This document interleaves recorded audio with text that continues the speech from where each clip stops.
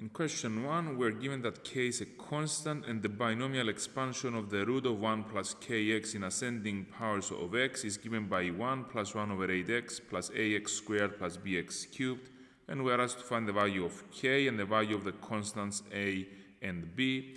Well, I will start by considering 1 plus kx raised to the power over half, and I will apply the binomial expansion.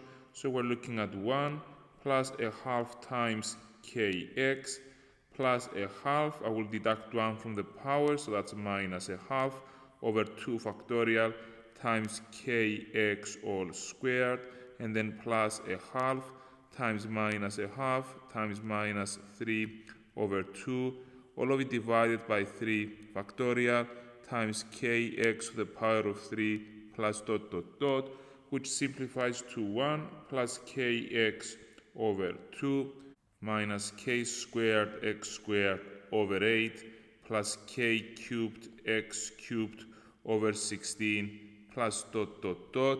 So I can now compare the expansion we just obtained with the expansion given in the question. I can equate the k over 2, the 1 over 8 to get the value of k. So for part I, we're looking at k over 2 being equal to 1 over 8, and therefore we get that k is equal to 1 over 4. And to proceed for the value of a is the coefficient of x squared, so it's minus k squared over 8. So it's going to be minus the a quarter squared divided by 8, which gives an answer of minus 1 over 128. And b is the coefficient of x cubed, so b is k cubed over 16, and this gives an answer of 1 over 1024. In part B, we're asked to use the expansion we obtained to find an approximate value for the square root of 1.15, showing all are working and giving our answer to 6 decimal places. So we were dealing with the square root of 1 plus kx, which I will equate to the square root of 1.15. So we've got 1 plus kx being 1.15, and therefore kx is 0.15. And if we recall the expansion from part A, we can see that the square root of 1.15 is approximately given by 1 plus the kx, which is 0.15 over 2, minus the 0.15 squared over 8, plus the 0.15 cubed over 16. This gives an answer of 1.072398.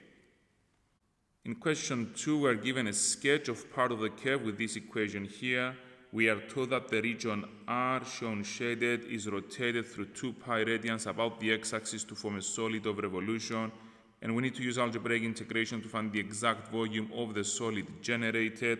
Well, as I rotate this region about the x-axis, this is what's being formed. We've got a cylinder here, and I will be deducting the volume formed by this solid as I rotate this region here about the x-axis through a full revolution to find the net volume. So I will start by finding the x value here when y is 9. So we will be setting y to be equal to 9, which means that we've got 9 being equal to 9 over 2x minus 3 to the power of 1.25. Obviously, the 9 with the 9 cancels out, leaving me 1 and 1. So we're looking at 2x minus 3 raised to the power of 1.25 being equal to 1.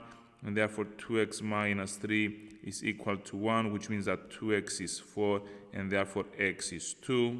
So I will add this on my diagram here. I will start by finding the volume of the cylinder. We know that the volume of the cylinder is given by pi r squared h, so it's pi.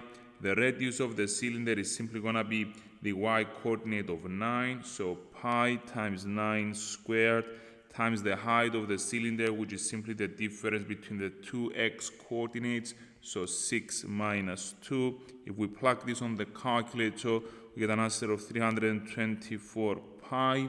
And for the volume generated when I rotate this part of the curve about the x-axis, so the volume here, I will be using the fact that the volume is given by pi times the integral of y squared dx, with the limits being 2 and 6.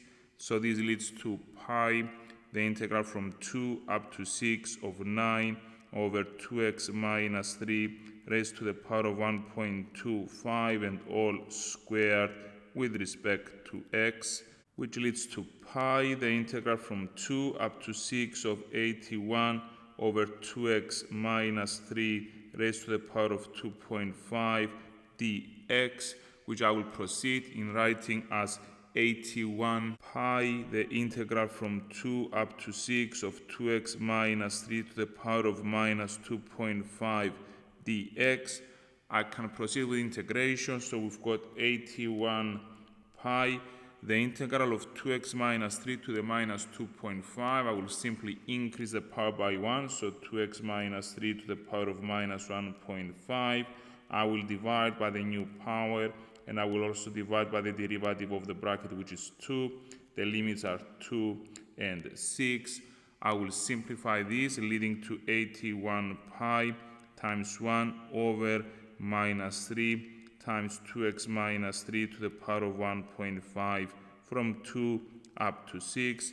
So we're looking at 81 pi, and we've got 1 over the negative 3 times 2 times 6 minus 3 to the power of 1.5 minus 1 over the negative 3 times 2 times 2 minus 3 raised to the power of 1.5. This leads to 81 pi times minus 1 over 81 minus negative a third. So I will simplify all of this, leading to 81 pi times 26 over 81. The 81 with the 81 will cancel out, so I get an answer of 26 pi, and therefore the volume I was trying to find is simply going to be the volume of the cylinder, which was 324 pi, minus the 26 pi we just obtained, which is 298 pi. In question 3, we've got a ball with circular cross-section and a height of 20 centimeters shown here. It was initially empty and we had water starting flowing into the bowl. Now the volume is given by this expression here, and the water is flowing into the bowl at a constant rate of 160 cubic centimeters per second, and we need to find the time taken to fill the bowl. Now we can see that the bowl will be full when the height is 20, so I will simply put h to be 20 in the formula for V. So we're looking at V being equal to 1 over 3 times 20 squared times 20 plus 4. So the answer is 3,200 cubic centimeters, which is the total volume of the bowl. And for the time taken, well, we know that we've got water flowing in at a constant rate of 160 cubic centimeters per second. So I will do 3,200, which is the volume, divided by 160, which gives an answer of 20 seconds, which is the time taken to fill the bowl. Remember, you need to include the units to claim both marks for this part of the question.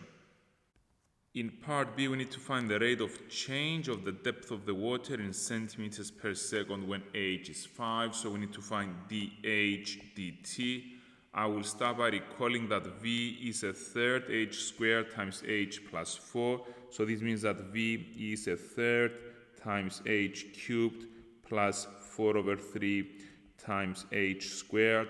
So I'll find dV dh, so the rate of change of V with respect to h, which is equal to 1 over 3 times 3h squared plus 4 over 3 times 2h, which simplifies to h squared plus 8h over 3. We also know that water is flowing in at a constant rate, so dV dt, the rate of change of the volume, is 160. And we can use the chain rule of differentiation to find dH dt. So dH dt is going to be dH dV times dV dt.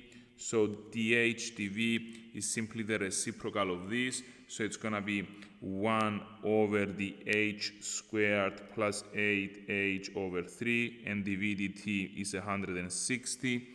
All I need to do is evaluate dH dt when h is equal to 5. So let me put h is 5. So we've got 1 over 5 squared plus 8 times 5 over 3 times 160.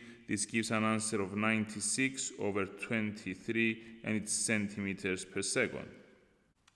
In question 4, we're asked to use algebraic integration and the substitution u is root x to find the exact value of this integral, giving our answer in the form 4 ln of a over b, where a and b are integers to be found. So let's start with u is equal to root x, which means that u squared is equal to x.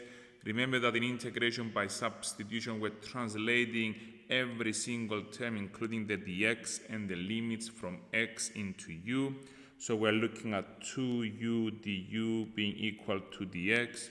Let's look at the limits. When x is equal to 1, u is a root of 1, which is 1. And when x is 4, u is a root of 4, which is equal to 2.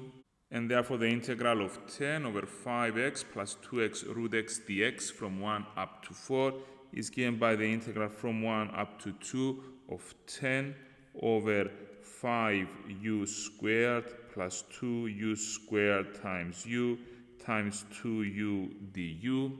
This leads to the integral from 1 up to 2 of 20 over 5u plus 2u squared. What I did is that I divided everything by u, so the u squared here became u, and we are integrating with respect to u. I can see now that this expression here can be decomposed into partial fractions. So we've got 20 over 5u plus 2u squared. If I factorize the denominator, I get u brackets 5 plus 2u, which I will decompose into a constant a over u plus another constant b over 5 plus 2u. Now if I multiply throughout by the LCM, which is the u brackets 5 plus 2u, this takes me to 20 is equal to a brackets 5 plus 2u plus bu. And obviously, since this is an identity, I could set u is 0 to eliminate the presence of b, and this will allow me to find the value of a. So setting u is equal to 0 takes me to 20 is equal to 5a, and therefore a is 4. While I could set 5 plus 2u to be 0, which means that u is negative 5 over 2 to eliminate a and therefore find the value of b. So if we set u to be minus 5 over 2, we arrive at 20 is equal to minus 5 over 2 times b, and therefore b is negative 8. So in my expression, the a here was found to be 4, the b was found to be negative 8, and therefore the integral is now the integral from 1 up to 2 of 4 over u minus 8 over 5 plus 2u du. I can proceed. The integral of 1 over u is simply 4 ln u. The integral of 1 over 5 plus 2u will also give me ln, so it's going to be ln of 5 plus 2u, but I also need to divide by the derivative of the bracket, so divide by 2, and the limits are 1 and 2. Before proceeding, I will simplify the 8 with the 2, leaving me with the 4 in the numerator. I will now substitute the upper limit, so we've got 4 ln 2 minus 4 ln of 5 plus 2 times 2, and then the lower limit, so we've got 4 ln of 1 minus 4 ln of 5 plus 2 times 1. Well, we know that ln of 1 is simply 0, so we're looking at 4 ln of 2 minus 4 ln of 9 plus 4 ln of 7. I will combine everything together. We know that the sum of the logarithms leads to the logarithm of the product, whereas the subtraction here will give me division within the logarithm. So we're looking at 4 ln of 2 times 7 over 9, which of course simplifies to 4 ln of 14 over 9, which is my final answer. In question 5, we're given the curve here with this equation, and we need to obtain an expression for dy dx in terms of x and y. So we'll be applying implicit differentiation here, which means we differentiate from left to right, applying all rules as usual. If we happen to be differentiating a term in y, we put a dy dx term as well. So the derivative of y squared will give me 2y dy dx, and this is equal to the derivative of y e to the minus 2x. I'll be applying the product rule of differentiation here. The derivative of y is simply dy dx, and I keep the e to the minus 2x, plus I keep the y, and the derivative of e to the minus 2x is minus 2e to the minus 2x minus 3, which is the derivative of minus 3x.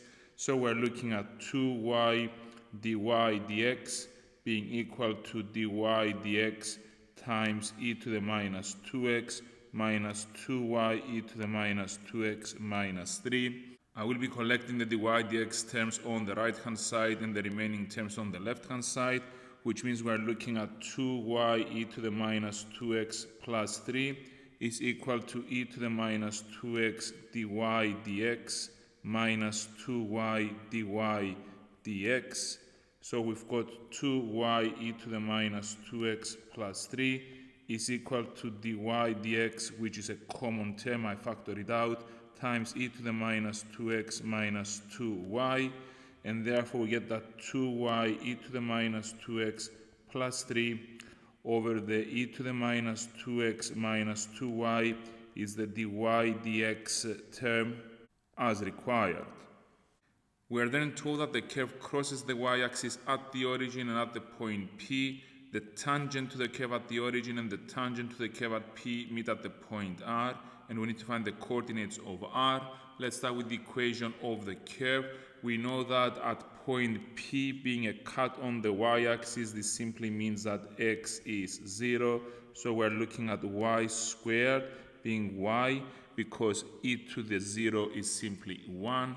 I will be collecting the y terms on the left hand side, so y squared minus y is 0. So y times y minus 1 is equal to 0, which means that either y is 0 or y minus 1 is 0, which means that y is 1.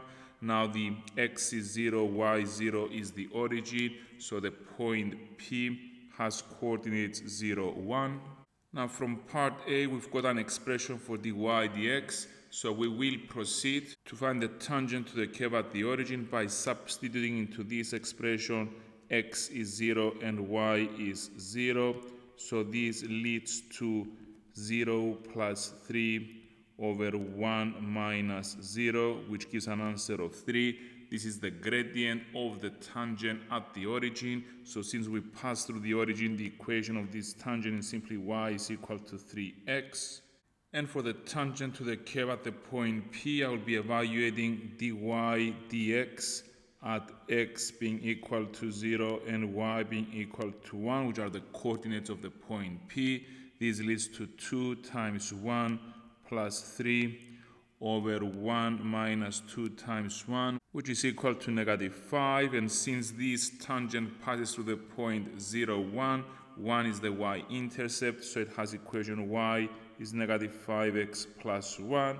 Well, we know that the point R is the point of intersection of the two lines, so I'll be equating the y equals 3x with the y equals minus 5x plus 1, leading to 3x is equal to minus 5x plus 1, and therefore 8x is equal to 1, which means that x is 1 over 8. I will proceed in finding y, so y is 3x, so 3 times 1 over 8, which gives an answer of 3 over 8, and therefore point R has coordinates 1 over 8, comma 3 over 8. In question 6, we are given a sketch of the curve C with these parametric equations. The parameter t attains values between 0 and pi over 2 inclusive. We are told that the region R is bounded by the curve, the x-axis and the y-axis, and we need to show that the area of R is given by the integral from 0 up to pi over 4 of 32 sine squared t cos t dt. Well, we will start by finding the limits of the integral. Obviously, we start from x is 0 up to this point here, which I will call P. We know that at P, y is 0, so let me write this down. At P, the y coordinate is 0, which means that I will be setting 4 sine t, the parametric equation for y, to be 0, and therefore we arrive at sine t is 0, which means that the parameter t is equal to 0. Now, with the lower limit of x is 0, I'll be substituting x is 0 into the parametric equation for x. So we're looking at 2 cos 2t is equal to 0, which means that cos of 2t is equal to 0, and therefore 2t is equal to pi over 2, and therefore this corresponds to t being pi over 4. Well, we know that the area R is given by the integral of y with respect to x. However, we don't have y in terms of x, we've got y in terms of t.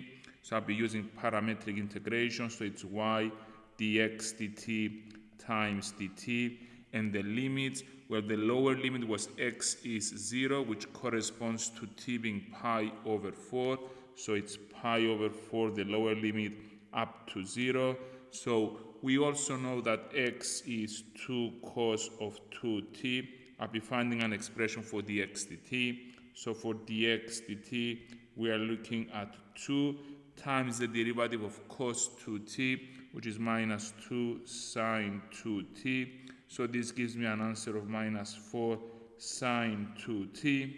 So we're looking at the integral from pi over 4 up to 0 of 4 sine t times minus 4 sine 2t dt. Now the first thing we notice is that the negative sign here can be consumed into flipping the limits here, and then 4 times 4 is 16. So we're looking at the integral from 0 up to pi over 4. We've got 16 sine t, and then for sine 2t, I'll be using the double angle formula, which says that sine 2t is 2 sine t cos t, and we've got the dt term as well.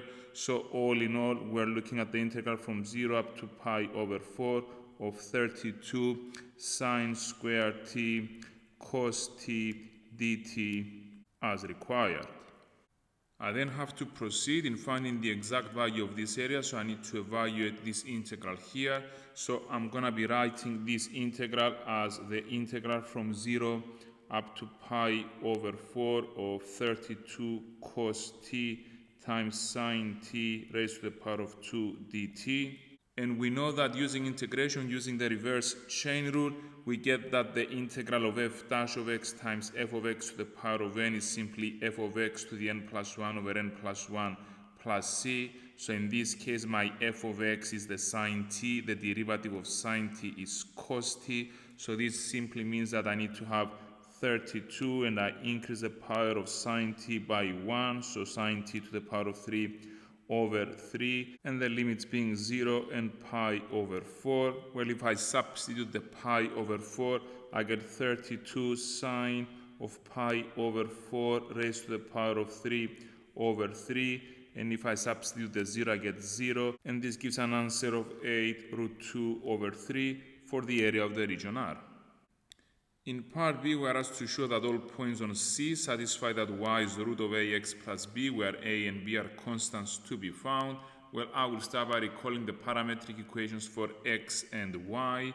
So on the left-hand side, we can see that x over 2 is equal to cos of 2t, and on the right-hand side, we've got y over 4 is sine t. Well, I'm looking for a trigonometric identity that connects cos 2t with sine t.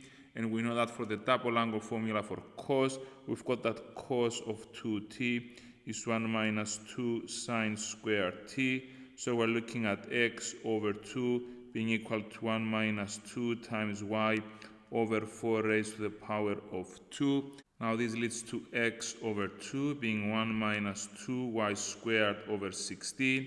Obviously the 2 with the 16 simplify to leave me with an 8 in the denominator.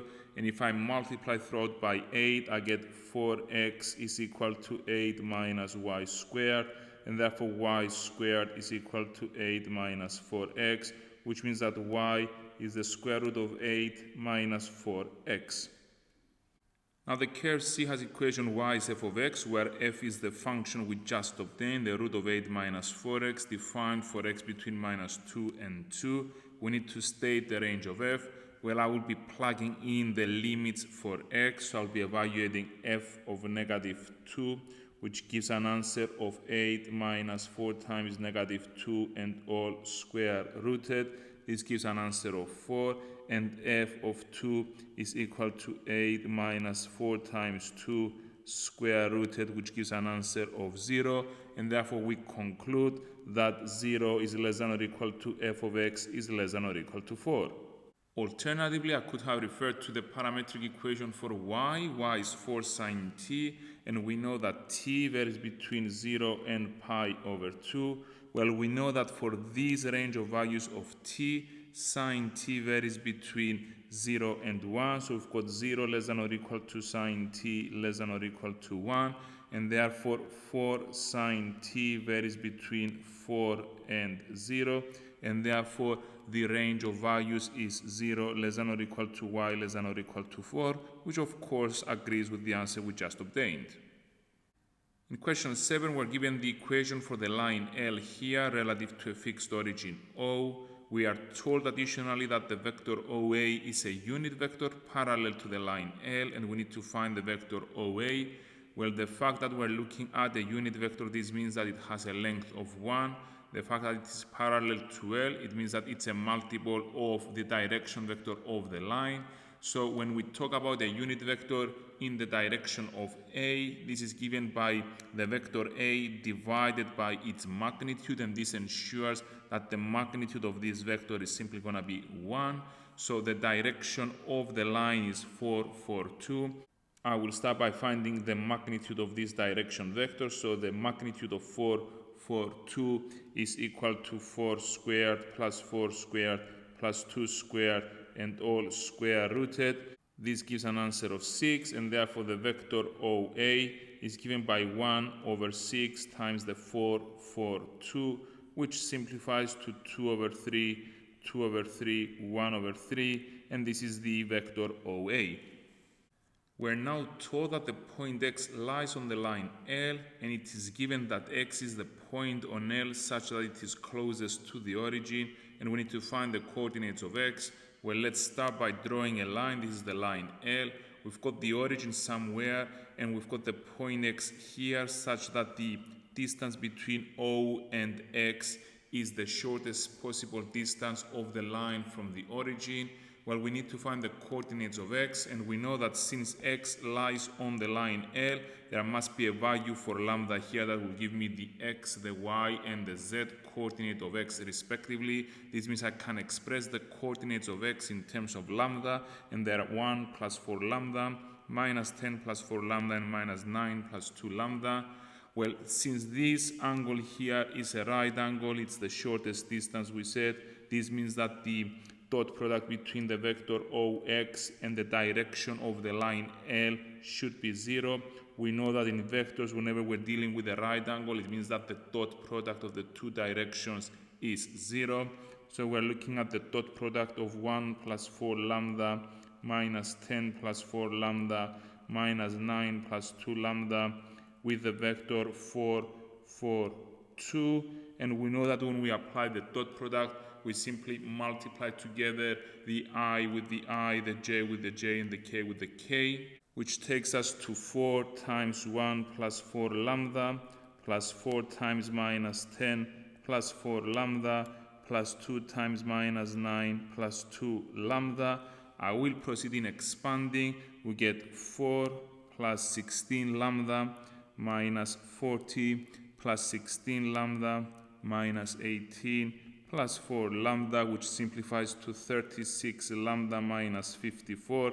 This should be equal to 0, and therefore we get that 36 lambda is equal to 54, and we conclude that lambda is equal to 3 over 2.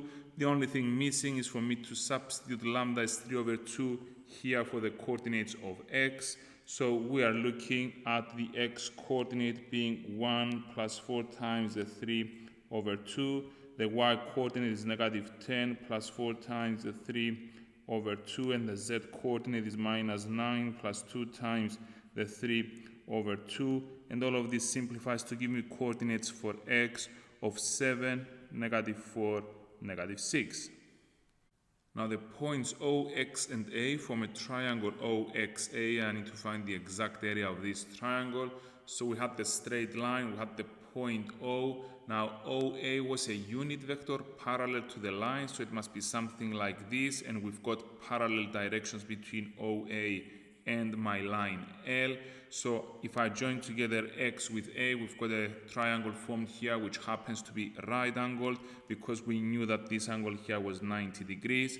And therefore, I will proceed by stating that the magnitude, the length of OA is 1 because it's a unit vector, and then for OX, its magnitude will simply be given by 7 squared plus -4 squared plus -6 squared and all square rooted, which gives an answer of root of 101, and therefore the area of the triangle OXA is base, which is 1, times height, which is root 101 over 2, which of course gives me root of 101 over 2. In 8a, we are given that y is 1 when x is 0 to solve the given differential equation, giving our answer in the form y squared is g of x. Well, we know that in solving differential equations, we need to collect the y terms with the y on one side and the x terms with the x on the other side, and then proceed by integrating.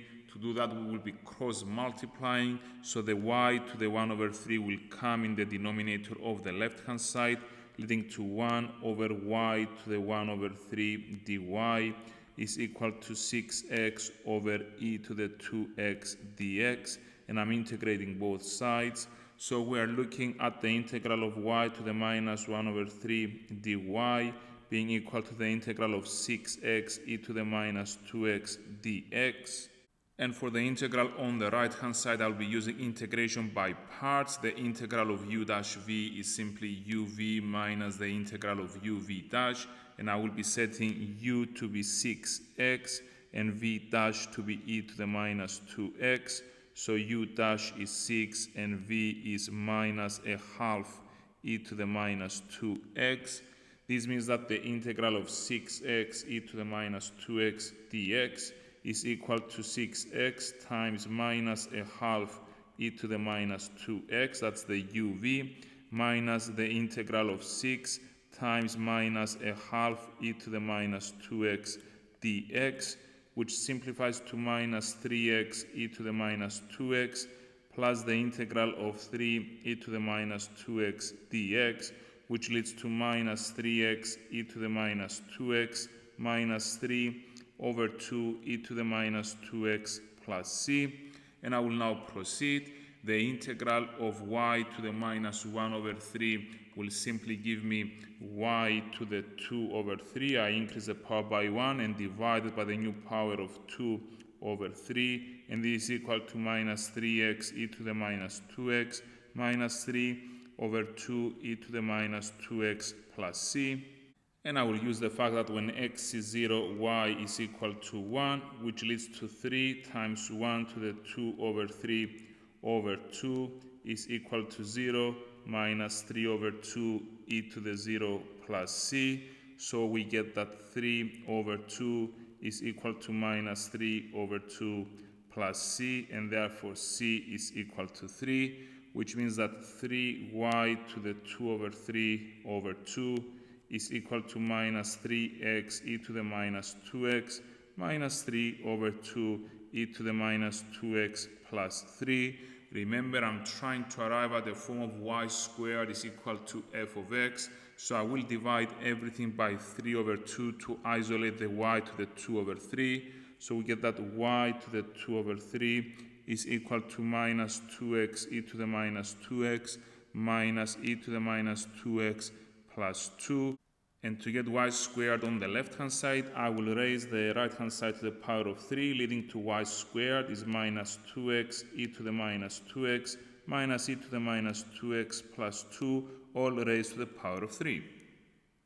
In part B, we're asked to find the equation of the horizontal asymptote to the curve with the equation y squared is g of x. Well, we have arrived at this expression for y squared. We know that to find the horizontal asymptote, I need to consider what happens to y as x tends to infinity.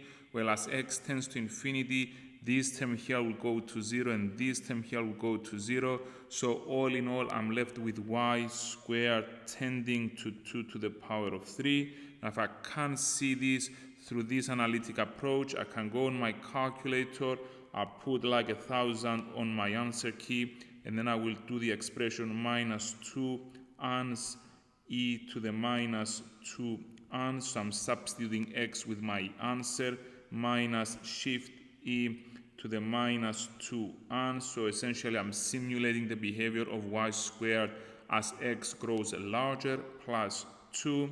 So this gives an answer of 2. So we can see that it's tending to 2 to the power of 3 as shown here. So we can see that we've got y squared being equal to 8 being the equation of the horizontal asymptote, which I need to write as y being equal to root of 8. In 9i, we're told that relative to a fixed origin O, we've got 3 points A, B, C with position vectors A, B, and C respectively. Now all 3 points lie in a straight line. B is lying between A and C. We are additionally told that the ratio of AB to AC is 1 to 3, and we need to show that C is equal to 3B minus 2A. Well, let me draw a line here. We've got the points A, B, C, so that the ratio of AB is 1 to AC, which is 3. We're trying to find an expression for the position vector of C. So C is the vector OC, which is equal to OA plus AC. Now going from O to A is simply A, and looking at the diagram here, going from A to C is the same as going 3 times from A to B, because we are moving in the same direction and we need to move 3 times the distance. So this is going to be A plus 3 times AB, which is equal to A plus 3 times B minus A. So the vector AB is simply B minus A. This leads to A plus 3B minus 3A, which simplifies to 3B minus 2A as required. In II, we are told to prove by contradiction that for n in the naturals, if n squared is a multiple of 3, then n is also a multiple of 3. So this is the proposition we're trying to prove. Now, in proof by contradiction, we always start by assuming the opposite of what we need to prove. So we say suppose not, i.e. there exists an n in the naturals, the positive integers, such that n squared is a multiple of 3, but n is not a multiple of 3. So if n is not a multiple of 3, it could be 1 more than a multiple of 3 or 1 less than a multiple of 3. These are the 2 cases I need to investigate. I will start by saying consider the case that n is 3k plus 1, where k is an integer. So I'm saying let's suppose n is 1 more than a multiple of 3. This means that n squared is equal to 3k plus 1 squared, which is equal to 9k squared plus 6k plus 1. I will factor out the 3, leading to 3 brackets 3k squared plus 2k close brackets plus 1, which is obviously 1 more than a multiple of 3, so it cannot be a multiple of 3. I will now consider the second case where n is equal to 3k minus 1. So this time I'm saying let's assume n is 1 more than a multiple of 3. Again, k is in the integers. So n squared is equal to 3k minus 1 all squared, which gives 9k squared minus 6k plus 1. Once more, I will factor out the 3, leading to 3 brackets 3k squared minus 2k close brackets plus 1. And again, we've got 1 more than a multiple of 3, so it's not a multiple of 3. This obviously constitutes a contradiction because in both cases we arrived at n squared not being a multiple of 3, but in the original assumption we had n squared being a multiple of 3, and therefore we conclude that for n in the naturals, if n squared is a multiple of 3, then n is also a multiple of 3.